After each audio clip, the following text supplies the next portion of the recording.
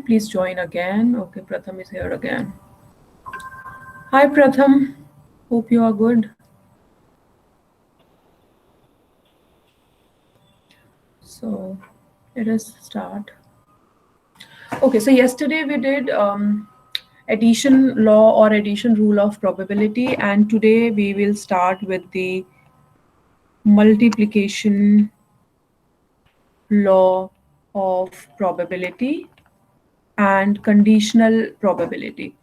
क्योंकि कुछ लोगों को इसमें कल किसी एक दो स्टूडेंट ने बोला था कि हमें कंडीशनल प्रोबेबिलिटी नहीं याद है कि क्या होती है, तो फिर मैं इसको प्रॉपर्ली एक्सप्लेन और प्रूफ के साथ आप लोगों को कराऊंगी, उसके बाद हम इसके क्वेश्चंस करेंगे। जिन लोगों को याद है वो लोग भी प्लीज सुन लो, क्योंकि प्रोबेबिलिटी में मैं आपको ना एक बार दिखा देती हूँ कि प्रूफ करने के क्वेश्चंस आ जाते हैं। एक second, I just tell you which type of questions come. I'll just open the set of last time that came up.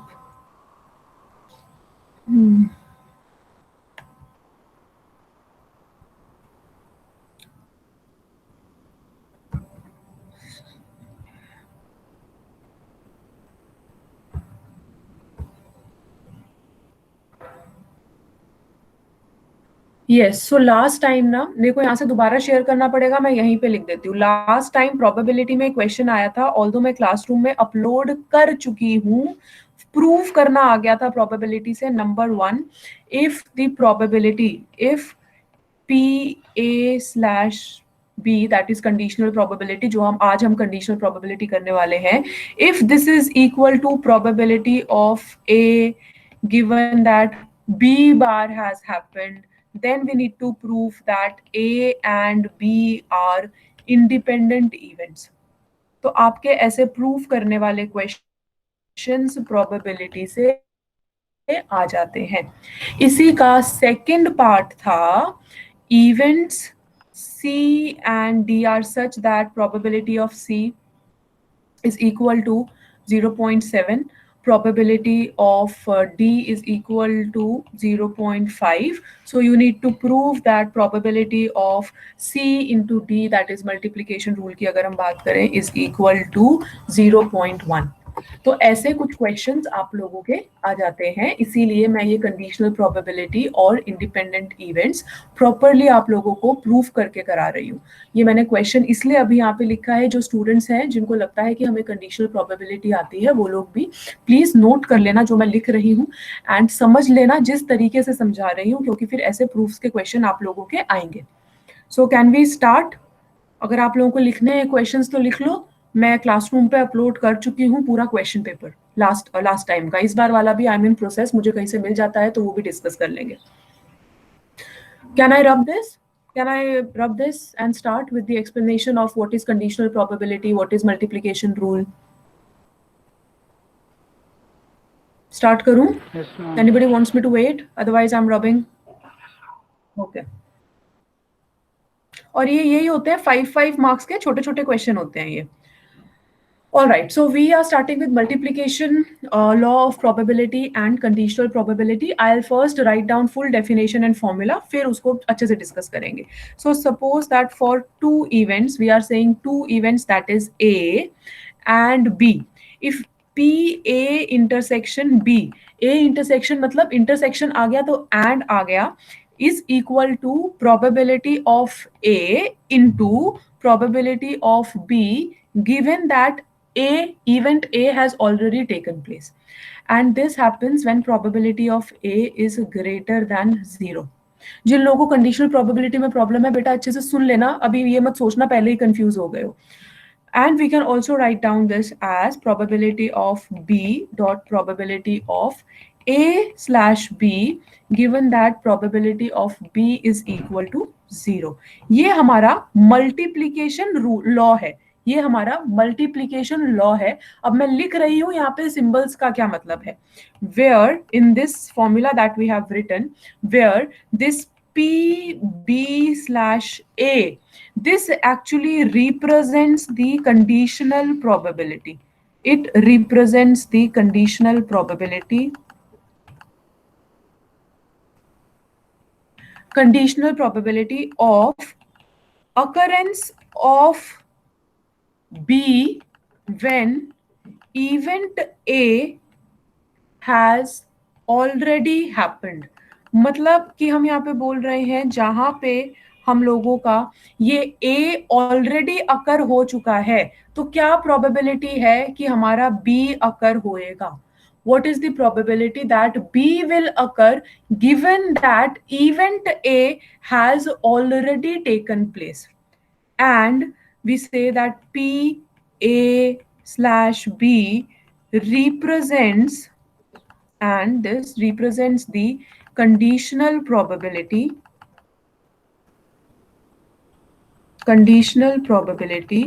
of occurrence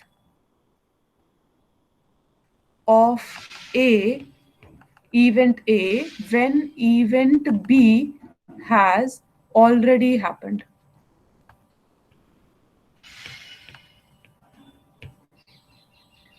When event B has already happened.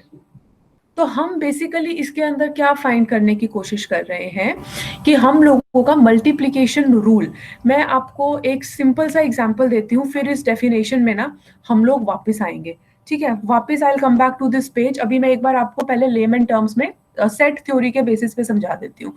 Suppose ये हम लोगों का ए set है और ये B set है, ठीक है? ए जो प्रोबेबिलिटी ऑफ ए है, सपोज वो 50 है, वो इस पूरे सर्कल की है, ठीक है? प्रोबेबिलिटी नहीं कह रही, जो इसमें ये एन ऑफ ए है, ठीक है? कितने हमारे वेज हैं इस ए के, जो फेवरेबल वेज है वो 50 है, ऑलराइट। और जो बी है, सो एन ऑफ बी हम लोगों का 100 है।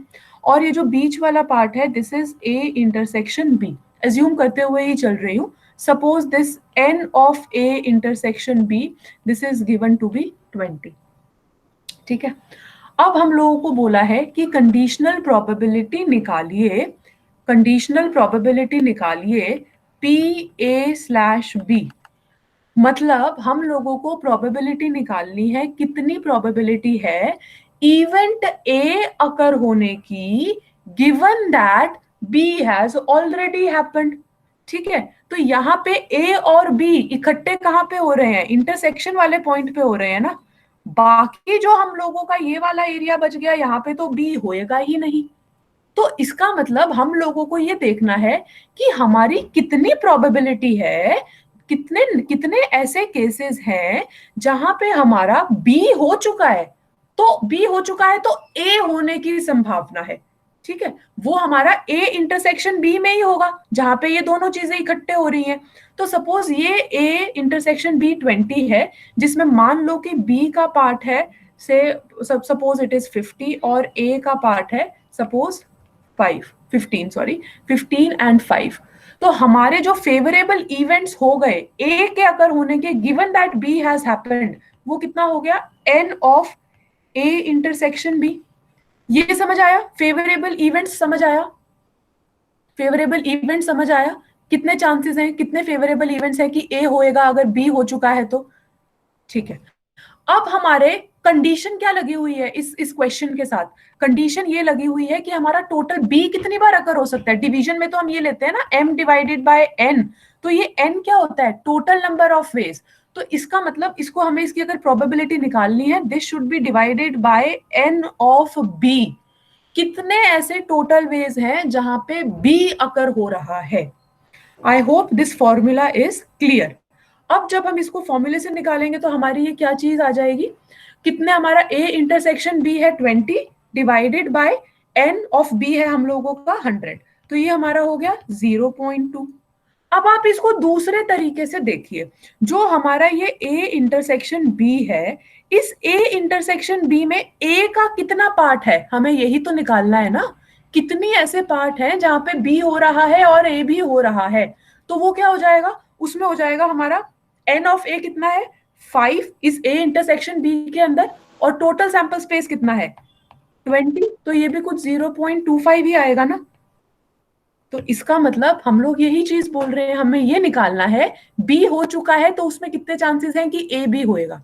अभी लेमन टर्म्स में फॉर्मूला क्लियर हुआ सबको? सोनू आपको भी? You need to reply Sonu. नहीं हुआ? क्या नहीं समझ आया सोनू? क्या नहीं समझ आया? मैम ये लास्ट वाला बता दो मैम, आपने बताया तो फॉर्मूला बताया था मैम एक बार। नहीं, लास्ट वाला कौन सा? मैंने तो सारे पेज पे फॉर्मूला ही एक्सप्लेन किया है। आप मुझे ये ग्रीन वाले की बात कर रहे हो, किसकी बात कर रहे हो? मैम ग्रीन वाले की बात। बेटा मैं इसमें ये कह रही हूँ कि हमको ये निकालना है ना, क्वेश्चन ये बोल रहा है कि हमारे जब ए और बी दोनों हो चुके हैं तो उस केस में हमें निकालना है कि ए कहाँ पे होएगा।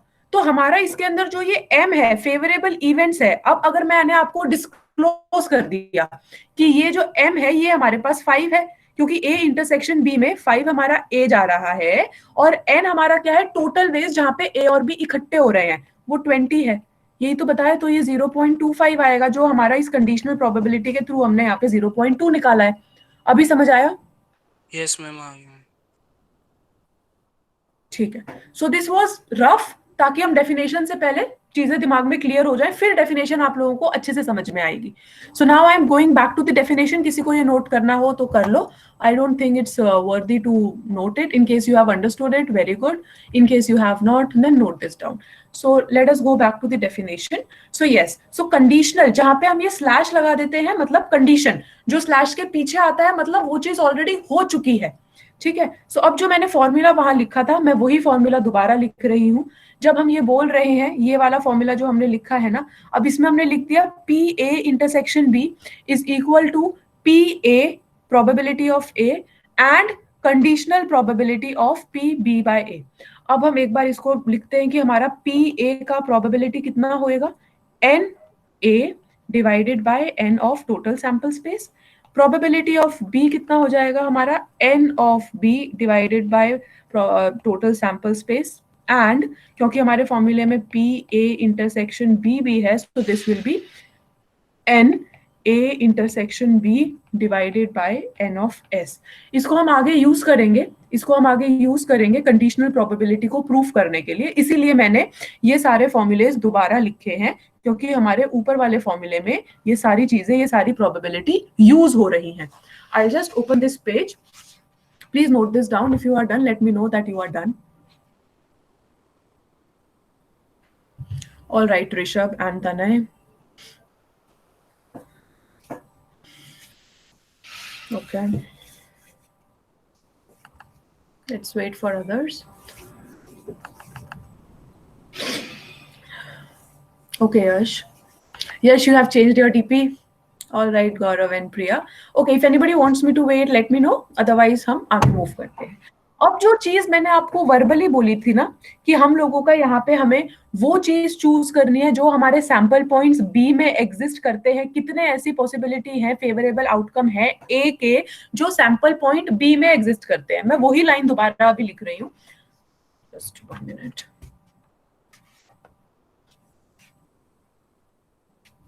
Yeah. So for conditional probability,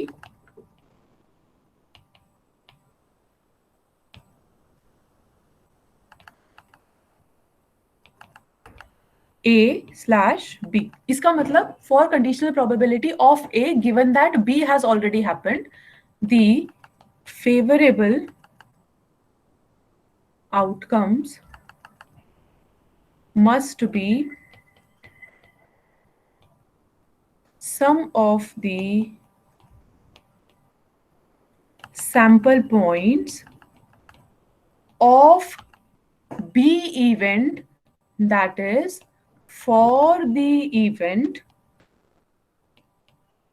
A given that B has happened, the sample space is event B. हमने फॉर्मूले में यही लिखा था ना, एक बार मैं पेज शिफ्ट कर या फिर ओपन करके बता देती हूँ। हमने फॉर्मूले में यही लिखा है ना, इधर देखो प्लीज, लेफ्ट हैंड साइड वाले पेज पे ये पी ए स्लैश बी लिखा है। इसमें हमने सैंपल स्पेस यहाँ पे जो एन है वो बी लिया है ना, वही हम यहाँ पे लिख रहे हैं। For conditional probability A slash B the favourable outcomes must be where in the sample space. अगर मैं बोलूँ सैंपल स्पेस हम लोगों का इवेंट बी होएगा।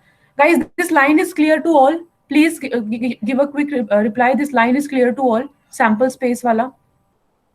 All right. Yes, ma'am. And out of this sample space of where the event B is happening, out of these sample points, n A intersection B pertains to the outcome or the occurrence of the event A. तो हमने बोला हमारा जो sample space है वो ये N B है, और जो हमारे फेवरेबल आउटकम है वो हमारा एन ए इंटरसेक्शन बी है। तो हमारी प्रोबेबिलिटी ए स्लैश बी की हो गई N of A intersection B divided by N of B. This is the definition of conditional probability.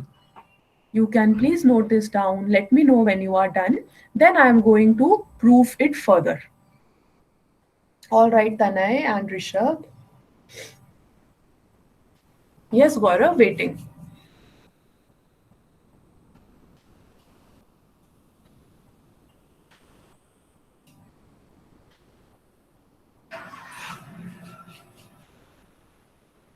हम प्रूफ क्या कर रहे हैं? हम प्रूफ, अभी तो हमने कंडीशनल प्रोबेबिलिटी समझी है, हमें प्रूफ करना है मल्टीप्लिकेशन लॉ। जो मल्टीप्लिकेशन लॉ मैंने फर्स्ट पेज पे लिखा है बॉक्स के अंदर, आप लोगों ने नोट किया होगा, हमें वो प्रूफ करना है, इसलिए हम ये सारे स्टेप्स कर रहे हैं। ऑल राइट गौरव, सो नाउ सी, अब हमको नेक्स्ट चीज क्या देखनी, क्योंकि हम प्रोबेबिलिटी को फाइंड आउट करने के, that probability of A intersection B is equal to n of b divided by n of total sample space into n a intersection b divided by n of b। ये लिख सकते हैं ना? Probability of a intersection b हमारी actually क्या होती है? यही होती है ना, n a intersection b divided by n of s। तो उसको हमने कुछ नहीं किया, मल्टीप्लाई और डिवाइड कर दिया n ऑफ b से, सिर्फ मल्टीप्लाई और डिवाइड कर दिया n और b से, क्योंकि हमें कुछ प्रूफ करना है। आई होप ये वाला आपको स्टेप क्लियर होगा। तो फिर हमारी क्या हो गया, ये हो गया p a इंटरसेक्शन b, और ये चीज क्या हो गई, प्रोबेबिलिटी ऑफ b, और ये चीज क्या हो गई हम लोगों की, into probability of a slash b। ठीक है ना? इसको फिर हम जब फर्दर सॉल्व करेंगे तो हम लिख सकते हैं P A slash B is equal to P A intersection of B divided by probability of event B.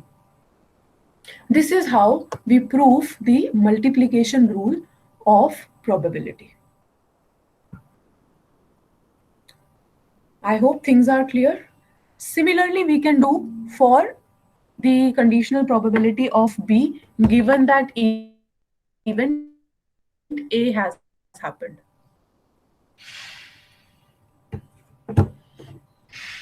So I would like to write down for A also. Let me know if you are done with this. Sonu समझ आ रहा है? Ma'am आ रहा है। Okay. Okay, if anybody wants me to wait, let me know. Otherwise, we'll move on to the conditional probability of B given that A has happened. Chalo. So now we are saying that probability of A intersection B is equal to, अब हमने वहां पे, क्योंकि हमने यहाँ पे देखो, यहाँ पे क्या किया था, इस वाले में हमने B से मल्टीप्लाई और डिवाइड किया था। अब हमारा क्वेश्चन चेंज हो गया है, अब हम लोग कंडीशनल प्रोबेबिलिटी बी की निकाल रहे हैं given that A has happened, तो हम ए से मल्टीप्लाई और डिवाइड कर देंगे जो फेवरेबल इवेंट्स ए के हैं। So this will be N of A N of S into N of A intersection B divided by N of A. So ये फॉर्मूला हमारा बिल्कुल सही है इंटरसेक्शन की प्रोबेबिलिटी के लिए। So now we can write this down further as A intersection B. This is probability of A. This is probability of B slash A multiplied. So we can write this down as PB slash A is equal to P A intersection B divided by P of A. ये minus नहीं है, multiplied है। Now there are 2 points जो मेरे को लिखने हैं। There are 2 points that just note for conditional probabilities, that's it. इसके बाद फिर हम डिस्कस करेंगे इंडिपेंडेंट इवेंट्स, और इंडिपेंडेंट इवेंट्स के टाइम पे कंडीशनल प्रोबेबिलिटीज कैसी हो जाती है, फॉर्मूला कैसा हो जाता है अगर इंडिपेंडेंट इवेंट्स हैं तो, और फिर हम 2 क्वेश्चन सॉल्व करेंगे कंडीशनल प्रोबेबिलिटी से एसोसिएटेड एंड इंडिपेंडेंट इवेंट से associated. Okay, so please note down these 2 points associated with the conditional probabilities. Conditional probabilities are defined if and only if probability of A is not equal to 0 and probability of B is not equal to 0 respectively. And second point is अगर हमें conditional probability A की निकालनी है given that A has happened और B की निकालनी है given that B has happened, so it will be equal to 1 in those cases. It will be equal to 1 in those cases. So this is your entire page. Just take 2 minutes. Let me know when you are done. All right. Okay. Fine.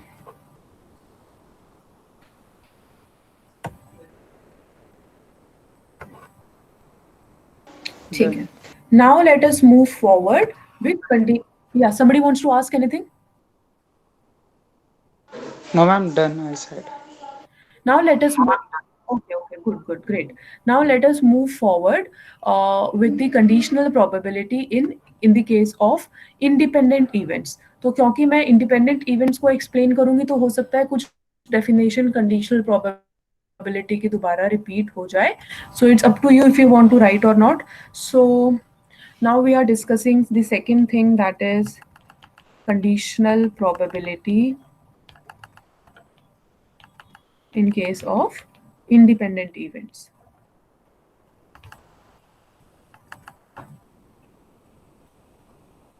So अभी हमने बोला है कि हम लोगों का suppose that there are two events. मैं एक काम करती हूँ, events को comfortability के लिए A B की जगह E1 और E2 ले लेती हूँ. I think वो better रहेगा. Event 1 और Event 2 easily हम लोगों का हो जाएगा. So हम ये बोल रहे हैं कि independent, मैं अभी आपकी definition independent events की लिखूंगी. पहले मैं आपको layman terms में समझा देती हूँ. Independent events मतलब होता है कि अगर एक इवेंट अकर हो रहा है उससे कोई फर्क नहीं पड़ता कि दूसरा इवेंट अकर होएगा या नहीं होएगा, वो कंप्लीटली इंडिपेंडेंट इवेंट्स हो जाते हैं. It doesn't matter if one event is happening because it is not going to have any impact on the occurrence of the other event. I hope आपको इतना समझ आ गया होगा. I just write this statement. So independent events का लिख रही हूं. If the occurrence or non-occurrence of event 1 does not depend on does not depend affect कर लो, does not affect the probability of occurrence of event 2, then we say that probability of E2 given E1 has already happened is equal to probability of E2. क्योंकि इससे तो फर्क ही नहीं पड़ता है ना. ये चीज क्लियर हुई. हम ये बोल रहे हैं कि हमारा E2 क्या प्रोबेबिलिटी है कि E2 अकर होएगा given that E1 has already happened. जब E1 E2 को इम्पैक्ट ही नहीं कर रहा है, जब E1 E2 को इम्पैक्ट ही नहीं कर रहा है, तो इसमें जो हमारा यहाँ पे दूसरा एक पार्ट आता है इंटरसेक्शन वाला, तो इंटरसेक्शन वाली तो कोई चीज ही नहीं होगी ना. इंटरसेक्शन वाली तो कोई चीज ही नहीं होगी, वो तो जीरो हो जाएगा. कोई ऐसी वैल्यू ही नहीं होगी जो एक दूसरे को इम्पैक्ट कर रही है. So in this case the probability of E2 given that E1 has already happened is exactly equal to the probability of E2. और जब हम लोगों के ऐसे ऐसे सिचुएशंस होती है, ऐसी इक्वालिटी एग्जिस्ट करती है, तो हम बोलते हैं that E1 and E2 are independent events. E1 and E2 are independent events. Is it clear? देखो यहाँ पे हमने क्या लिया था ना, कंडीशनल प्रोबेबिलिटी जब हमने ली थी, सो इस केस में हम लोगों ने यहाँ पे इंटरसेक्शन यूज किया था. यहाँ तो इंटरसेक्शन वाली कोई चीज ही नहीं है, ये तो डायरेक्टली प्रोबेबिलिटी ऑफ बी के इक्वल हो जाएगा, है ना.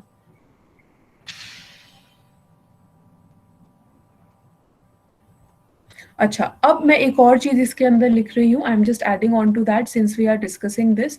अगर हम इसको थोड़ा और सॉल्व करते हैं तो हम, और अगर हम दूसरी चीज ले लेते हैं ना, कि सपोज हम बोलते हैं इंटरसेक्शन वाली चीज हमने जो लिखी थी यहाँ पे, वेज दैट इंटरसेक्शन वाला फॉर्मूला।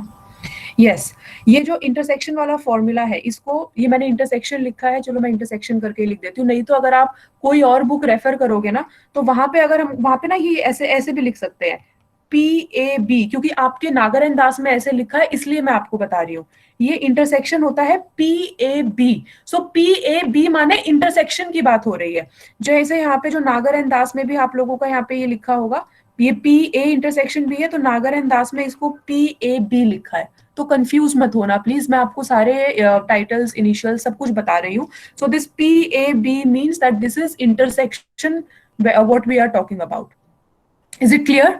जब ऐसे PAB करके लिखा हो तो ये इंटरसेक्शन की बात हो रही है, क्लियर है ना? Multiplication, intersection. सो यस, सो मैंने अभी ये लिखा आप लोगों का that PE2 even is equal to this। और अगर हम बोलते हैं ना कि ये डिपेंडेंट इवेंट्स है, तो डिपेंडेंट इवेंट्स के लिए हमारा क्या फॉर्मूला बन जाएगा? If they are dependent events, तो उसमें तो हमको इंटरसेक्शन भी लेना पड़ेगा। सो उस केस में हमारा फॉर्मूला हो जाएगा प्रोबेबिलिटी ऑफ E1 E2, यहाँ पे इंटरसेक्शन है, E1 intersection E2 will be equal to probability of E1 into probability of E2। हम ये चीज भी, sorry sorry sorry, conditional probability आएगी यहाँ पे, क्योंकि हम डिपेंडेंट इवेंट्स ले रहे हैं। Probability of E2 given that E1 has already happened. ठीक है ना? ये हमारे डिपेंडेंट इवेंट्स हो जाएंगे।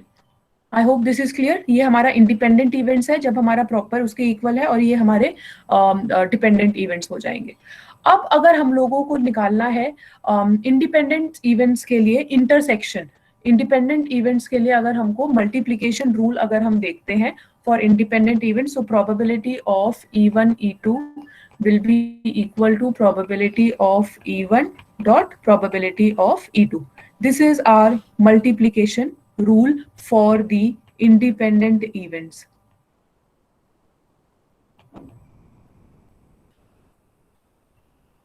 क्लियर? जो ऊपर हमने लिखा था वो हमने यहाँ पे लिखी थी कंडीशनल, ये हमारी कंडीशनल प्रोबेबिलिटी है, ये हमारा इंटरसेक्शन का हम लोग बोल रहे हैं। I hope things are clear to you. जब आप इसको इसके अंदर पुट करोगे तो मतलब सॉरी, इसको इसके अंदर नहीं, 1 मिनट, जब आप इस फॉर्मूले को अपना, अगर आपको निकालना है कंडीशनल प्रोबेबिलिटी, यहाँ पे पुट करोगे ना, तो आपका यही वाला फॉर्मूला आ जाएगा। पुट करके देखना चाहते हो तो देख लो, ये E1 E2 को आपको यहाँ पे रिप्लेस करना है, फिर आप इसको सॉल्व करोगे तो आपकी कंडीशनल प्रोबेबिलिटी यही आ जाएगी। कैन वी मूव फॉरवर्ड और यू आर ट्राइंग? सेम आएगा, क्योंकि यहाँ पे आपका ये E1 E1 कैंसिल आउट हो जाएगा ना, फिर E2 बचेगा। Done? Okay, all right. Just one last thing, एक बस मैं 3 इवेंट्स वाला केस आपको एक्सप्लेन कर देती हूँ, उसके बाद फिर हम 2 क्वेश्चन सॉल्व करेंगे। अभी हमने केस जो डिस्कस किए हैं वो 2 इवेंट्स के पर्सपेक्टिव से किए हैं। अब मैं बोल रही हूँ, सपोज दैट, नेक्स्ट पेज पे करते हैं। सब anybody wants me to wait? Anybody wants me to wait? Any doubt till here? Gaurav, Priya, Ekansh, Sonu, anybody? No ma'am. All right. So अभी तक हमने 2 के लिए किए, वैसे ही हम 3 के लिए भी कर सकते हैं और n के लिए भी कर सकते हैं। सपोज अब हम बात कर रहे हैं for 3 events, let those events be E1 E2 and E3। सो इस केस में अगर हमें प्रोबेबिलिटी निकालनी है E1 E2 E3, so this will become probability of E1, probability of E2 given that E1 has already happened, probability of E3 given that E1 and E2 has already happened. So this is the probability of occurrence of E1, E2 and E3 is equal to the probability of this E1, the probability of E2 that E1 has happened and the probability of E3 given that E1 and E2 has occurred. अब यही अगर हमारे independent events हो जाएंगे, ये तो हमारा dependent events के लिए हुआ, यही अगर हमारे इंडिपेंडेंट इवेंट्स हो जाएंगे तो क्या हो जाएगा? Probability of E1 E2 E3 will be equal to probability of E1 into probability of E2 into probability of E3. This formula is used when they are independent events. when they are independent events. So समझने का काम आपका इतना हो चुका है, अभी 2 question solve करेंगे हम लोग, so that इसका implication भी हमको पता चल जाए. Let me know if everything is fine. I'm writing down the question here. I'm writing down the question. Yeah. So the question says, let E1 and E2 be the two events where this event 1 is denoting head on the fifth toss, and E2 is denoting a head on the sixth toss. Okay, toss of a coin respectively, unbiased coin है. तो फिर आप इसके अंदर multiplication मतलब just find out the probability कि हम लोगों का ये E1 E2 अकर हो रहा है. What will be the case in that situation? What is the probability of heads on both? I'll write down the question. What is the probability of head on both together, both fifth and sixth toss? तो अब सबसे पहले तो आपको ये देखना है, both together बोला है तो हमें क्या फाइंड आउट करना है ना? प्लस करना है, और करना है, क्या करना है? एंड है या और है? कल बताई थी दोनों चीजें, एंड और बताया था आपको. दूसरा ये देखना है कि क्या हमारे ये डिपेंडेंट इवेंट्स हैं या इंडिपेंडेंट इवेंट्स हैं. उसके अकॉर्डिंग आपको फॉर्मूला लगाना है. Just try, let me know what is the answer. Acha, my first question, are the dependent events E1 and E2, are they dependent events or they are independent events? I'm independent. They are independent events. और and है तो हमको क्या find करना है? I'm intersection. Yes, Manish, it's 1/4.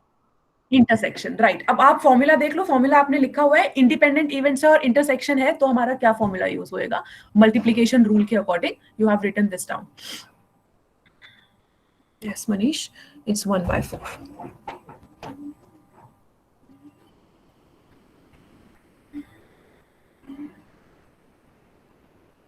Same, okay. So the formula that we will be using for the people जिनको नहीं समझ आया है, probability of E1 E2 is equal to probability of E1 dot probability of E2. So this will finally come to be 1/2 dot 1/2. दो options है, favorable सिर्फ एक हो सकता है, is equal to 1/4. This is the solution. Any problem in this question to anybody, please ask.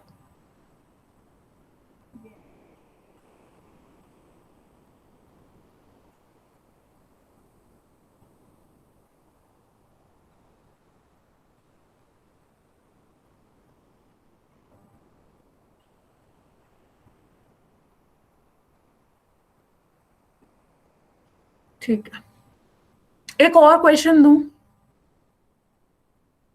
एक और question दूं ना, देखना वो क्या कि किसका क्वेश्चन है, just find out. So my next question is that if E1 is the event drawing an ace from a deck of cards and E2 is the event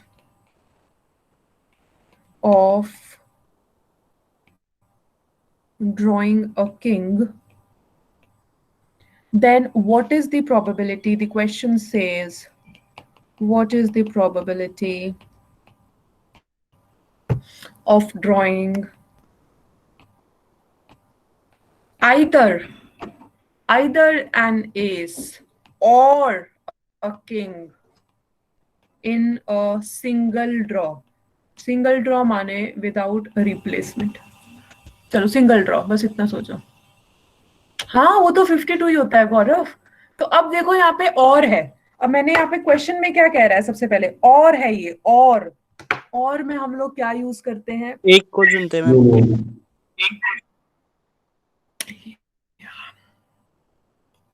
एक को चुनते हैं. चलो आप देखो, और में अखिल नहीं, 1/13 नहीं है अखिल. कुछ मिस कर रहे हो शायद. Yes. Yes, it's Tana is right. It's 2/13 है. Manish 8/13 कैसे आ गया? Or is union. Addition rule होएगा यहाँ पे. 2/13. Yes. 2/13. Typo error. I hope typo error. Do I need to solve this? It is simple. Probability of E1 plus E2 is equal to probability of E1 plus probability of E2. अच्छा, मैंने ये question आपको किसी purpose के साथ दिया था कि एडिशन रूल कहाँ यूज होएगा, और हम लोगों का जो नॉर्मल, एक और क्वेश्चन देती हूँ आपको, थोड़ा डिफरेंस समझ आएगा, खुद ही देखना, ठीक है. एक क्वेश्चन और देती हूँ. म्यूचुअली एक्सक्लूसिव इवेंट्स जो हमने कल डिस्कस किया था, काफी टाइम से करते आ रहे हैं, वही म्यूचुअली एक्सक्लूसिव इवेंट्स आपको अभी जब कंपेयर करोगे इस क्वेश्चन को दूसरे क्वेश्चन से, तो आपको थोड़ी क्लैरिटी होगी. Now, I'm giving you another question. So, this question says that if E1 is the event of drawing an ace from a deck of cards, ठीक है, and E2 is the event of drawing a spade. Okay. Now you need to find the probability. The question says find the probability of drawing either an ace or a spade. Now I'm asking, I'm including one more thing, or both. So the question says either an ace or a spade or both. अब एक बार solve करके बताओ कितना answer है. Both भी आ गया यहाँ पे. क्वेश्चन बोल रहा है और, पर क्वेश्चन में बोथ भी बोल दिया. Now what will you use? कल ऐसे क्वेश्चन किए थे पर थोड़े डायरेक्ट क्वेश्चंस थे वो, जिसमें मैंने फॉर्मूला डिस्कस किया था. Now it is implementation of the formula. No, Tanmay, please look at your answer. It's not 18.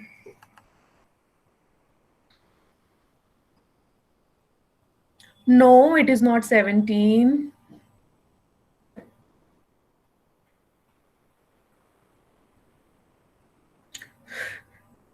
क्या कर रहे हो? सारे नंबर्स लिखोगे क्या? एक मिनट. अच्छा, आप 52 लिख रहे हो नीचे. एक second. I just tell you. Wait. So wait.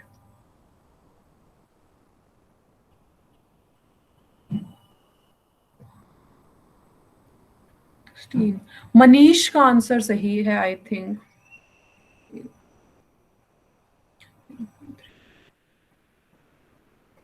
Yes, Manish answer is right. It is 16/52. Yes, 16/52. Others, please check your calculations, check your formulae.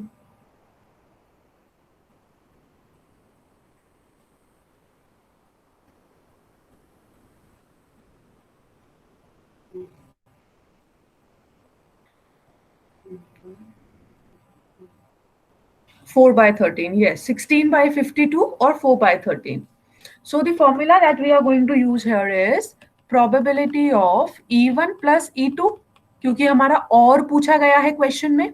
This is equal to probability of E1 plus probability of E2, और साथ में हमारा and भी बोला गया है. So that will be minus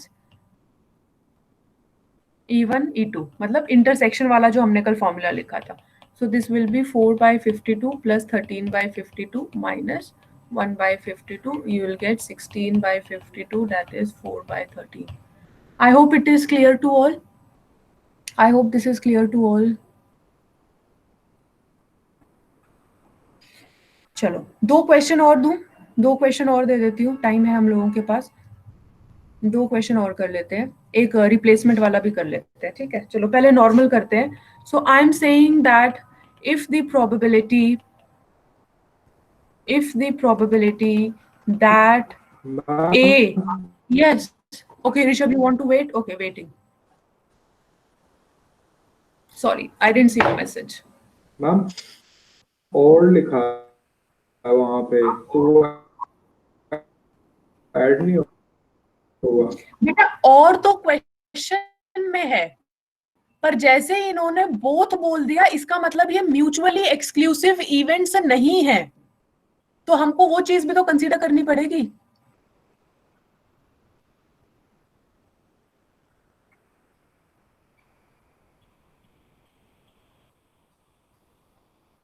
Rishabh कोई doubt है? मैम आवाज आ रही है मेरी? हाँ बिल्कुल आवाज आ रही है आपकी। हेलो। हाँ जी आवाज आ रही है Rishabh.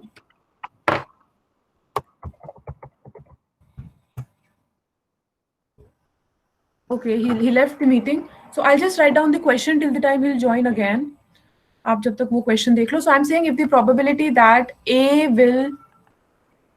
will be alive in 20 years is 0.7. Rishabh आपकी आवाज आ रही है बट एक बार मैं क्वेश्चन कंप्लीट कर लेती हूँ फिर हम आपका डाउट ले लेंगे. मुझे आपका डाउट समझ आ गया है, ठीक है? And the probability that B will be alive in 20 years is 0.5. Find the probability that they both will be alive in next 20 years. Find the probability that they both will be alive in next 20 years. एक बार आप लोग ये देखो. ऋषभ आपका ये doubt है कि यहाँ पे इन्होंने both भी बोला है ना?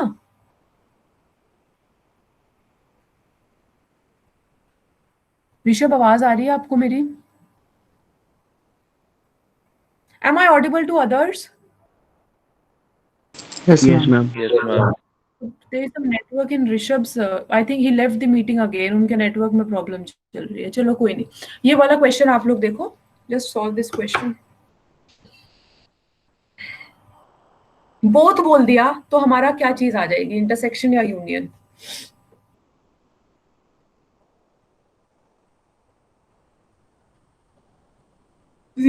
Yeah, 0.35. So it is probability of intersection आ गया तो normal हमारा multiply हो जाएगा, that is 0.35. Now I'll give you another question. Okay, अब यहाँ पे मैं replacement वाली चीज डालूंगी. So ma'am next question says, हाँ जी क्या? मैम एक बार बताना मैम, एक क्वेश्चन मैम समझ में नहीं आया मैम. अच्छा बताती हूँ, ठीक है. सो यहाँ पे हमने बोला है कि हमारा, अच्छा आप मुझे एक चीज बताओ, ये जो A जिंदा रहेगा और B जिंदा रहेगा, क्या ये एक दूसरे पे डिपेंडेंट है? No ma'am. मतलब डिपेंडेंट नहीं है. ए 20 साल तक जिंदा रहे, उससे बी को क्या फर्क पड़ता है? ये हमारे इंडिपेंडेंट इवेंट्स हैं. ये हमारे इंडिपेंडेंट इवेंट्स है और यहाँ पे बोथ बोथ माने हमें इंटरसेक्शन निकालना है. तो हमने ये फॉर्मूला लिखा था ना यहाँ पे, कहाँ मैम गया? ये वाला एक ही फॉर्मूला लिखा था. एक ही ये होगा मैम. एक ही क्यों होगा? उन्होंने ये थोड़ी ना बोला है, और उन्होंने बोला है दोनों. ये देखो ना, ये लिखा तो है. जो आपने ये हेड वाला क्वेश्चन सॉल्व किया था वैसा ही तो क्वेश्चन है. The probability of head on both fifth and six toss. तो हम वही तो बोल रहे हैं, व्हाट इज द प्रोबेबिलिटी कि दोनों जिंदा रहेंगे. तो उसमें सिंपल मल्टीप्लाई तो करनी है हमें. प्रूफ भी किया है. Okay ma'am. Okay. So the next question is, the next question is, suppose that a box contains 3 white balls, 2 black balls and 2 black balls, and suppose even is the event where the first ball drawn is black and E2 is the event that is second ball drawn is also black. But यहाँ पे एक line add कर रही हूं मैं question में, where the balls are not replaced after being drawn. ठीक है, तो आप मतलब रिप्लेस नहीं किया गया है. तो यहाँ पे ये हमें बोल रहे हैं कि एक चीज ऑलरेडी हो चुकी है, उसके बाद फिर उसकी प्रोबेबिलिटी निकालो. So now the question is find out the probability that both balls drawn are black. This you need to find out. Both the balls drawn are black. अब इसमें देखो 1/10. Okay. Yes, it is 1/10. It's 1/10. Right. Others also please solve. This is the last question for the day. अब इसके बाद मुझे सिर्फ नागर and दास का आपको फॉर्मल डेफिनेशन एक बार बताना है. Yes Gaurav, okay I will explain. Since Gaurav has said explain, I will explain. अच्छा गौरव, आप मुझे बताओ कि ये क्या हमारे E1 और E2 क्या हमारे इंडिपेंडेंट इवेंट्स हैं? क्या ये हमारे इंडिपेंडेंट इवेंट्स हैं? यस और नो? Yes ma'am. ये इंडिपेंडेंट इवेंट्स हैं. E1 हमने बॉल ड्रॉ कर ली, हमने वापस नहीं रखा, तो E2 में कितनी ब्लैक बॉल बाहर आएंगी वो तो डिपेंड करेगा ना. वो तो डिपेंडेंट हो गया. गौरव समझ आया नहीं आया? मैम एक बार फिर से. मैं ये कह रही हूं कि आपका जो प्रोबेबिलिटी है, सपोज आपका जो प्रोबेबिलिटी है कि हमारी ब्लैक बॉल ड्रॉ हो रही है नॉर्मल, ठीक है, नॉर्मल हमारी ब्लैक बॉल ड्रॉ हो रही है, उसका प्रोबेबिलिटी कितना है? अभी बताओ. 3 वाइट है, 2 ब्लैक है, तो ब्लैक ड्रॉ हो रही है, उसका प्रोबेबिलिटी कितना हो जाएगा? 2/5. क्वेश्चन 2/5, ठीक है. अब मैं ये बोल रही हूं कि हमने एक ब्लैक बॉल मान लो पहले ही निकाल ली, तो कितना प्रोबेबिलिटी हो जाएगा? 1/4. इफ चलो 1/4, तो इसका मतलब कि फर्स्ट ड्रॉ में हमारी कौन सी बॉल निकल रही है उससे सेकंड ड्रॉ में कौन सी बॉल निकल रही है उस पर फर्क पड़ता है या नहीं पड़ता है? पढ़ रहा है मैम, पढ़ रहा है. तो ये डिपेंडेंट है कि इंडिपेंडेंट है? ये डिपेंडेंट होगी. ठीक है, हो गया ना क्लियर? अब डिपेंडेंट वाले केस में तो हमें ये क्लियर हो गया डिपेंडेंट है. अब बोल रहा है प्रोबेबिलिटी निकालो बोथ इवेंट्स की.